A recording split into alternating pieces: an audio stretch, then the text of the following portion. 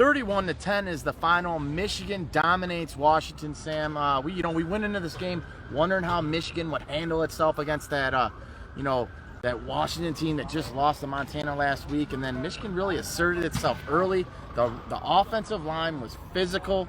They were able to punch Washington right in the mouth.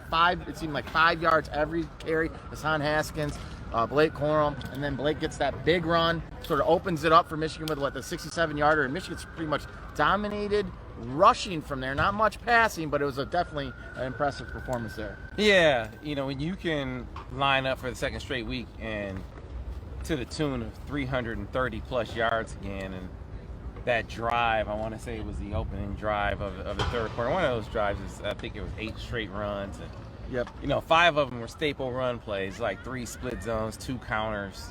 I mean, they're bread and butter plays that you know what's coming. Right. And they couldn't stop it. I mean, that's, in the world of attrition, you're breaking a team's will. And, they did it against a better defense. Will they see better defenses than Washington? Sure, but it was a step up from the defense they faced last week, and they were able to do it still. So I think, they said all off season that they were going to be physical, they were going to pound teams, and 2 for 2 in doing that. And so, you could sense and you could see on social media a lot of consternation about how it looked. Big word there, but yes. Yeah, about how it looked, right? The style points of it. And you could only complain so much about a winning game plan, right? They won the game. They won it effectively. It was never really, Washington threatened at times, but there was never really in doubt once Michigan got up 2 scores. Now, is it fair to wonder if when they need to throw the football, if they'll be able to, when they need to throw the football to win a game, because they haven't had to do that right yet. It's fair to wonder if they'll be able to do that, because you haven't seen any evidence of it yet.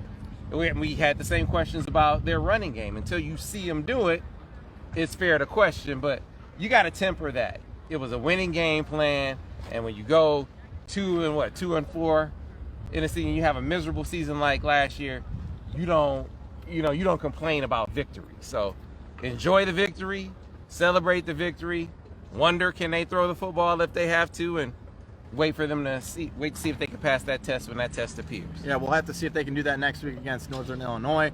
But let's switch it up to the defense. Obviously, Aiden Hutchinson and that defensive front. Aiden was a man-child tonight. Man amongst boys, 2.5 sacks, I believe. Did his thing. They were stout early. Washington came on late, got some big pass plays down at the end, almost 300 yards passing. But Michigan had the big lead. It seemed like the game wasn't in doubt. So it's pretty much. Yeah. What did you like out of this defensive performance? Well, first, like you said, you start with Aiden Hutchinson.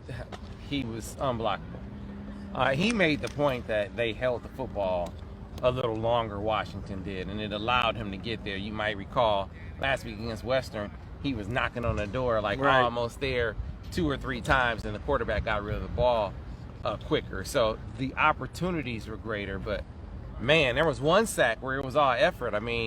He got in the backfield, right? Got his hands on the guy, and then he escaped, and then he still got him. The dude, not before this season, but prior to last season, talked to his dad, Chris Hutchinson, and he said, he's been Bosa-like. He has some Bosa in him, and the Buckeyes been crazy, you calling this dude Bosa. He wasn't saying he was Bosa, saying you see some of the signs of that in practice. Now you're seeing that come to fruition in games, right? Because that's what through 2 games, that's what he looks like. Right. He looks like that kind of havoc wreaker. You see some other guys showing up. David Ajabo felt him a little bit out there. Josh Ross, I thought, had a good game. Upshaw. Some of the yardage at the end of the game that they got through the air, you're just trying to have them burn clock. Right. So you're conceding some things. But were they leaky in the middle of the field at times? Yes. Yes, they were. And they acknowledged that. This is a team that when it comes to their coverage packages, they're much more expansive. There's much more communication. They vary much more. So you don't go from being bad or being terrible last year to having everything locked down. So one step at a time. It's a work in progress, but hey, so far it's working. So far Michigan's 2-0. So far they've had a great. This is, you know what? This is still a big win. There's an underdog heading into the season, ending this game. They got the win. Northern Illinois is next. Wisconsin is in 2 weeks. There's a lot to prepare for, Sam. But hey, here we are, 2-0. Absolutely, and you know, tests to come. Like I said, wonder about if they can throw it, but enjoy the W. They got to win, and when you got as few wins as they got last year, hell, they've already equaled last year's win total. Hey, we're gonna enjoy this win. You guys enjoy the rest of your night.